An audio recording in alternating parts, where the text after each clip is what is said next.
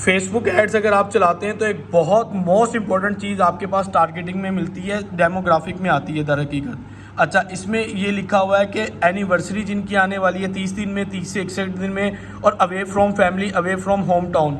इसी तरह फ्रेंड्स और लॉन्ग डिस्टेंस रिलेशनशिप वाले लोग, इंगेज वाले, न्यूली इंगेज वाले, अगर आप इन लोगों को टारगेट करते हैं तो आपको फ़ायदा क्या होने वाला है, यकीन माने ये आपकी किस्मत बदल सकते हैं। जो भी गिफ्टिंग आइटम होती है यहाँ पे बहुत ज़्यादा प्रॉफिट मार्जिन होता है। आप इनको गिफ्ट में कुछ भी दे सकते हैं। अभी कुछ लोग ऐसे हैं कि जो कि गिफ्टिंग आइटम देते हैं और उसके अंदर क्या करते हैं कि 2-2, 3-3 हज़ार रुपये का प्रॉफिट रखते हैं। तो आप इन लोगों को टारगेट करें जो लोग अपने होम टाउन से दूर हैं, अपनी फैमिली से दूर हैं, कि हम आपके बिहाफ पे आपके घर वालों को हम एक गिफ्ट देने जा रहे हैं। अब वो आप 5,000, 6,000, 7,000 का भी देंगे तो वो उनके लिए बहुत ईजी है उसको पे करना, क्योंकि अगर वो यूके बैठा है, दुबई बैठा है, इसके साथ साथ ऑस्ट्रेलिया है, जर्मनी है, किसी भी कंट्री में बैठा है, तो वो वहाँ से कोई चीज़ भेज नहीं सकता, वो आपके बिहाफ पे डिलीवरी तो करवाएगा। अब कई कई इवेंट्स आते हैं, एनिवर्सरी आ गई, इसी तरह उसकी बर्थडे आ गई, उसके बच्चों की बर्थडे आ गई, तो इसमें सीन ये होता है कि आपको बहुत अच्छा रेवेन्यू मिल जाएगा, गारंटीड बात कर रहा हूँ। मैंने कुछ लोगों के बारे में